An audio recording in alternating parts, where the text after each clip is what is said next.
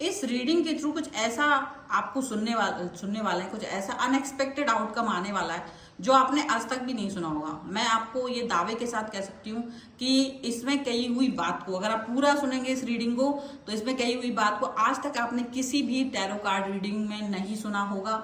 ये मेरा दावा है। और आज आप पहली बार इस रीडिंग को जब सुनेंगे तो आपको लगेगा जो चीज़ इसमें कही है ना, बहुत गहरी है और वो बात आपने कभी नहीं सुनी थी। तो please watch this video. Hello everyone, divine tarot triple 7 में आप सभी का स्वागत करती हूँ। मैं हूँ निधि। कैसे हैं आप? आई होप आप सभी स्वस्थ होंगे, सुखी होंगे और सुरक्षित होंगे। आज की जो रीडिंग है वो कलेक्टिव जनरल रीडिंग है, टाइमलेस रीडिंग एंड टॉपिक आपके पर्सन के थॉट प्रोसेस को, आपके लिए वो क्या सोचते हैं, क्या वो मैनिपुलेटर हैं, क्या वो मैनिपुलेट करते हैं आपकी थॉट्स को, आपकी भावनाओं को, और किस तरीके से आप इस स्टेज तक पहुँचे हो। ये सारी चीज़ें यहाँ पर हम देखेंगे। ओके, सो आप पॉजिटिव रहिए, वीडियो के साथ में बने रहिए। और अभी हम स्टार्ट कर रहे हैं इस रीडिंग को। So angels, universe and divine please guide करिए मुझे, बताएं जो मेरे व्यूअर्स हैं उनके पर्सन उनके बारे में किस तरीके की थॉट प्रोसेस रखते हैं, किस तरीके से वो इनको मैनिपुलेट करते हैं, किस तरीके से उनके ये थॉट प्रोसेस चल रहे होते हैं। सबसे पहला कार्ड यहाँ पर आ गया है 9 ऑफ पेंटिकल्स का। ओके, तो मैं सारे कार्ड यहाँ पर पहले रख देती हूँ। Okay, that's the moon.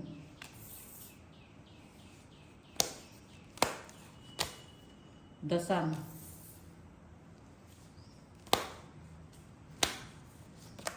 यहां पर आ गया है temperance,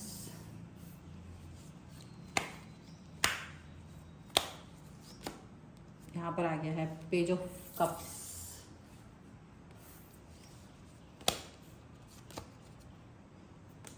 five of wands, 9 of wands,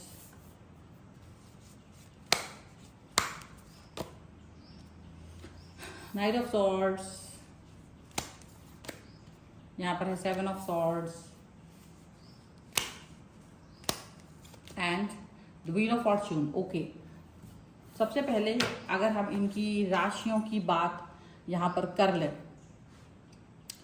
तो चारों एलिमेंट्स हैं, सभी राशियां हैं यहाँ पर।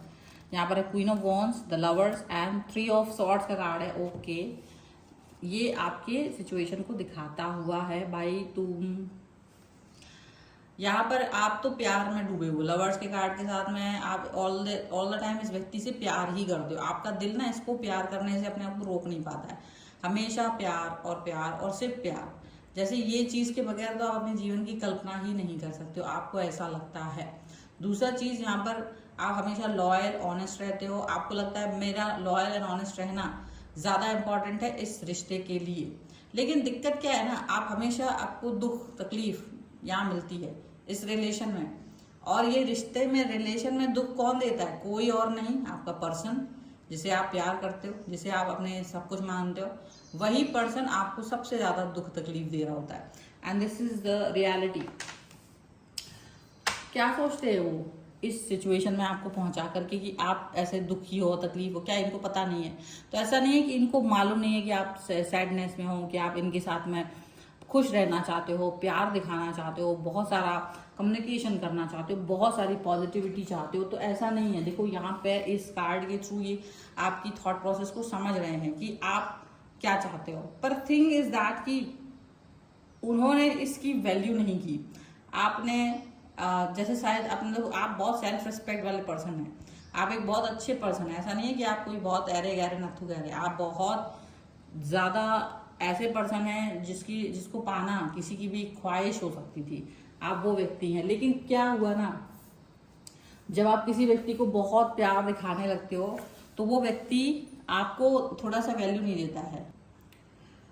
मून का कार्ड है एंड मून का कार्ड आपको यही दिखा रहा है कि देखो, इस व्यक्ति ने देखा कि आप कहीं नहीं जा पा रहे हो, आप बार बार इसी के पास लौट के आ रहे हो। ये चाहे आपसे बात करें चाहे बात नहीं करें, आपने इनको अपने आप को इनके सामने प्रस्तुत कर दिया कि भाई तुमको जो समझ में आए मेरे साथ तुम बिहेव कर सकते हो। आपको जो करना है बस आप खुश रहो, बस आप मेरे साथ कनेक्ट रहो, बस आप मेरे साथ जुड़े रहो। और ये जो आपकी सोच थी वो इसलिए थी कि शायद इस व्यक्ति को मेरी वैल्यू समझ में आए, शायद इसको समझ में आए कि मेरे से बेहतर कोई व्यक्ति इसकी लाइफ में नहीं हो सकता है। और शायद इसके बाद ये पर्सन मेरी जगह कोई किसी को ना लेकर आए और मुझे बहुत प्यार दे, मुझे बहुत इंपॉर्टेंस दे, और आप ये चीज सोच के इस कष्ट को सहन करते रहे। और but the thing was that कि यही सबसे गलत थॉट आपकी थी, आपकी ये सोच सबसे ज्यादा गलत थी, ठीक है। क्योंकि यहाँ पर आपने तो ये सोचा कि यार मेरे से अलावा कोई नहीं आएगा, एंड वॉज वेरी थॉटफुल, आप इसमें बहुत थॉटफुल थे, आप पॉजिटिव रहे। आप अगर ये आपको कॉल नहीं करते थे तो आप इन्हें एक बार कॉल कर रहे हैं, 2 बार कॉल कर रहे हैं, 3 बार कॉल कर रहे हैं, या मतलब बार बार आप उस पर जा रहे हो, आप बार बार उससे कनेक्ट होने की कोशिश कर रहे हो। लेकिन ये वाला पर्सन आपसे, आपको देख लिया इसने कि भाई ये पर्सन तो मेरी किसी भी स्थिति में मेरे साथ ही जुड़ेंगे, मेरे पास ही आएंगे। अब इसका ये थैंकफुल होने की बजाय इस चीज को इन्होंने एक हथियार की तरह यूज किया कि भाई तुम कहीं नहीं जाएंगे, आप कहीं नहीं जाओगे। अब वो फ्री थे हर तरीके से आपको हर्ट करने के लिए। अब बार बार आप क्या हो रहा था, ये सैजिटेरियस का कार्ड है, ये टेम्परेंस का कार्ड है, बैलेंस का कार्ड है, मेडिटेशन का कार्ड है। आप मेडिटेशन करके, आप अपने आप को बैलेंस करके, दुखी होकर खुद ही सोच के कि चलो इट्स ओके, हम चीजों को ठीक कर लेते हैं, ऐसा बात सोच करके आप खुद ही इस सिचुएशन में पहुंच जाते थे। और आपको ये फील होता था कि चलो मैं इस पर्सन के साथ, मैं इस पर्सन के साथ वापस से जुड़ जाऊं। लेकिन इनको इसकी वैल्यू समझ में आ सकती थी, नहीं भी आ सकती थी, और इन्होंने इस चीज को आपको बार बार दुख में डाला। बार बार आप खुद ही सेल्फ मोटिवेट होकर के वापस आ गए, और जब वापस आके खड़े हो जाते थे तो इनको ये लगता था कि आपने तो कहीं नहीं जाना है, आप इनके सिवा कहीं और जा नहीं सकते हो, आपने भी वही तड़पाओगे, तरसाओगे, हम तड़प तड़प के आपके पीछे घूमते रहेंगे। वो वाला गाना जो है ना, एक थोड़ा सा मैंने चेंज कर दिया उसका line, but the thing is that कि आपका भी वही सॉन्ग चल रहा था वो, ठीक है। अब आप की ये एक चीज कमी, इसको कमी कह सकते हैं, आप कमी है ये, आप इसमें अपने आप में ही ऐसा लगता था जैसे आप खुद ही इस प्यार को ड्रैग कर रहे हो, आप खुद ही इस रिलेशन को ड्रैग कर रहे हो, और कोई नहीं ड्रैग कर रहा है।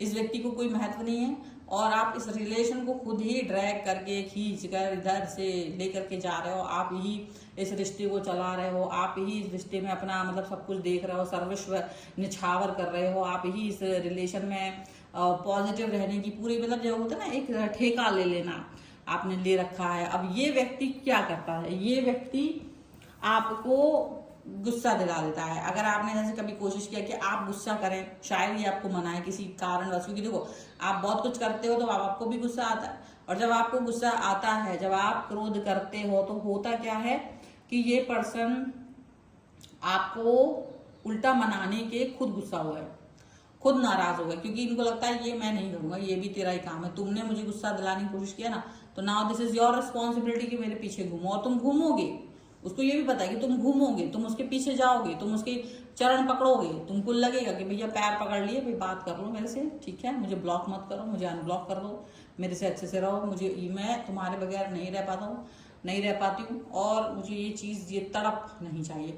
तो वो क्या होता है ना, जब आप किसी व्यक्ति के सामने ऐसे सरेंडर हो जाते हो ना, तो वो व्यक्ति आपको, आपकी खामोशी को पढ़ लेता है, आपके इस चीज को पढ़ लेता है कि अब आपका सहारा तो सिर्फ और सिर्फ मैं हूं, मेरे अलावा कोई सहारा नहीं है आपका, और मैं ही आपका सर्वस्व हूं। और वो चीज आपके साथ करते हैं जो कि कोई नहीं करता। अच्छा, अब क्या होता है ना, अब ऐसा एक व्यक्ति जिसको आप अपना सर्वस्व मान चुके होते हैं, वो आपके लाइफ में बचपन से आपके पेरेंट्स होते हैं, जो आपके वो सर्वस्व होते हैं, मतलब वो आपके लिए सब कुछ होते हैं, वो आपकी हर नीड को पूरा करते हैं, वो आपको डांटते फटकारते भी, वो आपको प्यार भी करते हैं, वो आपको केयर भी करते हैं। तो आपको क्या होता है ना, दिमाग में एक छवि बनी होती है, ऐसे व्यक्ति के लिए एक छवि बनी रहती है कि ऐसा व्यक्ति, जैसे आपकी माँ है, आपके पिताजी को आपको डांटते भी थे, प्यार भी करते थे, आपकी जरूरतें भी पूरा करते थे, आप रूठ जाते थे तो मनाते भी थे। तो कहीं ना कहीं जब ये घटिया इंसान आपकी लाइफ में आता है ना, तो आप अपने प्रिय पेरेंट्स की तरह, अपने पेरेंट्स की जैसे प्यार उन्होंने आपको किया था, वैसे ही इस व्यक्ति से, जो कि घटिया है, आप कहीं ना कहीं सोचते हो कि शायद ये व्यक्ति भी उनके जैसा रहेगा, वैसे ही प्यार देंगे, वैसे ही वो अंडरस्टैंड करेंगे, मनाएंगे, आपको प्यार दिखाएंगे। तो वो क्या ना, आप उस घटिया व्यक्ति को आप अपने बहुत ही प्यारे लविंग पेरेंट्स की जगह देखने लगते हो, और यही कारण है कि आप इन्हें बार बार मौका दे रहे हो। तो क्योंकि पेरेंट्स के साथ भी आप रहते हो ना, तो आपको लगता है कि चलो मौका देते हैं, मौका देते हैं, मौका देते हैं, उनको भी लगेगा, इसको भी लगेगा कि यार कोई अच्छा व्यक्ति है। तो वो थॉट प्रोसेस जो है ना, वो थॉट प्रोसेस आपने कहीं ना कहीं मर्ज कर ली होती है। और आप इनका जो क्रोध है, क्रोध में आप ऐसे सोचो मेरे पेरेंट्स भी तो गुस्सा होते थे, चलो कोई बात नहीं, ओके ठीक हो जाएंगे।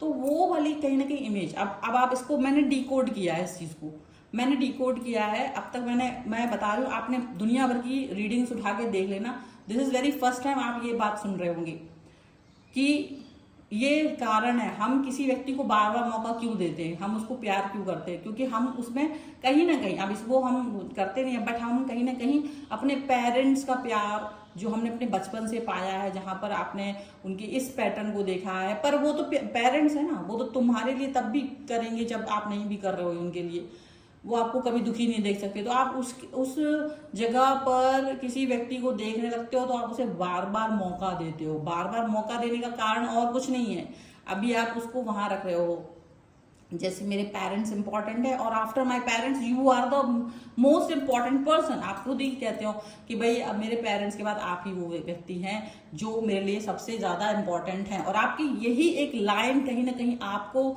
इस रिश्ते को जीवित रखने के लिए फोर्स करता है, आपके मन में बार बार एक मोटिवेशन लेके आता है कि शायद ठीक हो जाएगा, और आप किसी रिश्ते को चलाने के लिए पॉजिटिव हो जाते हैं। जस्ट थिंक कि वो जो पेरेंट्स हैं जिनको तुम अभी शायद वैल्यू भी नहीं कर रहे होगे, शायद आप उनको इंपॉर्टेंस नहीं दे रहे होगे, लेकिन वो तुम्हारे जीवन के वो पथ प्रदर्शक थे जिसने आपको जीवन में पॉजिटिव रहना सिखाया, जिसने आपको रिलेशन में पॉजिटिव रहना सिखाया, जिसने ये समझाया कि शायद प्यार करने से रिश्ते जीवित रहते हैं। और वही चीज आप इस व्यक्ति में देख रहे हो, लेकिन इस घटिया इंसान ने ये चीज नहीं समझी, क्योंकि उसने आपको अपने पेरेंट्स के बाद रखा ही नहीं।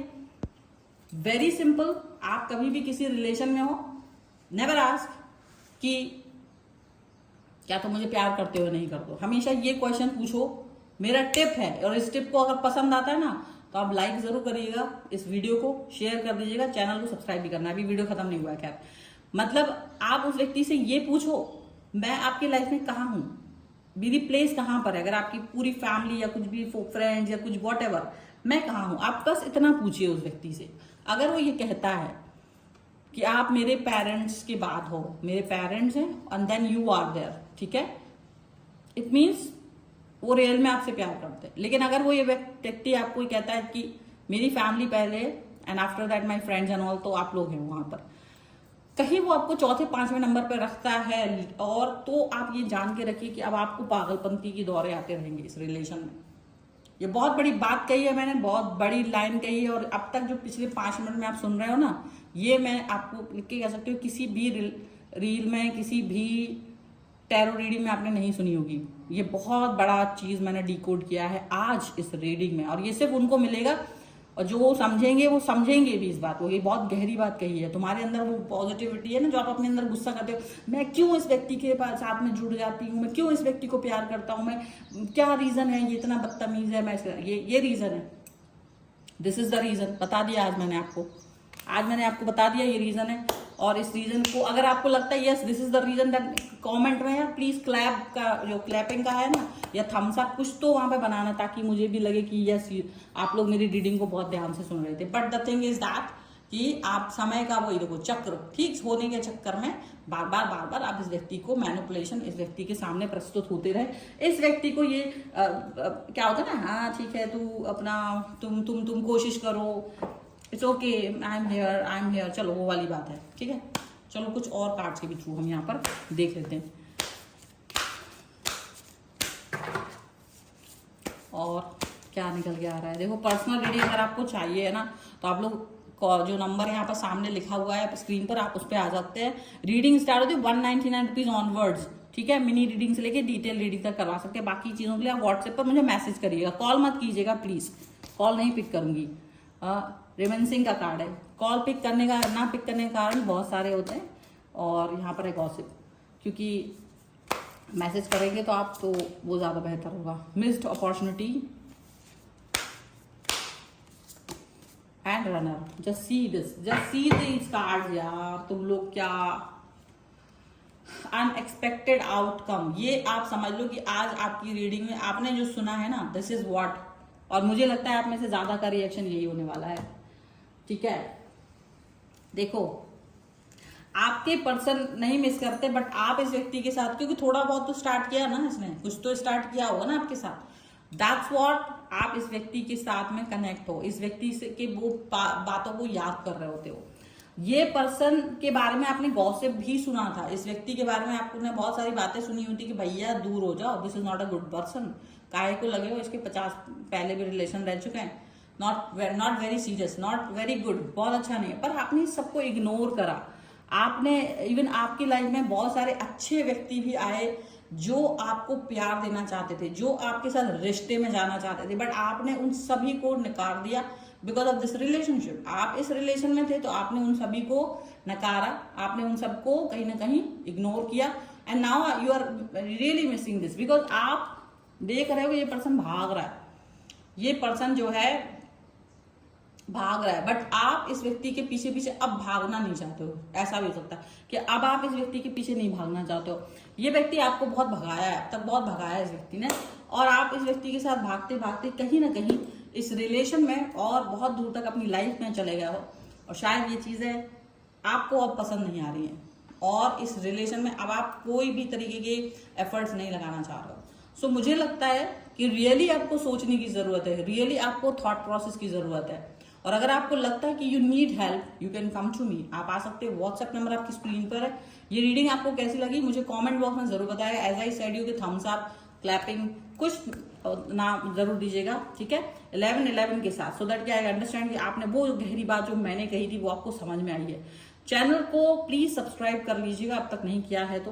पर्सनल रीडिंग के लिए आप आ सकते हैं, व्हाट्सएप नंबर स्क्रीन पर, एज आई टोल्ड यू। आप मुझे इंस्टाग्राम और मेरे दूसरे चैनल पर फॉलो कर सकते हैं, सभी का लिंक आपको डिस्क्रिप्शन बॉक्स में मिल जाएगा। मिलते एक नई रीडिंग के साथ जल्दी, तब तक देखते रहिए divine tarot 777। Thank you for watching, bye.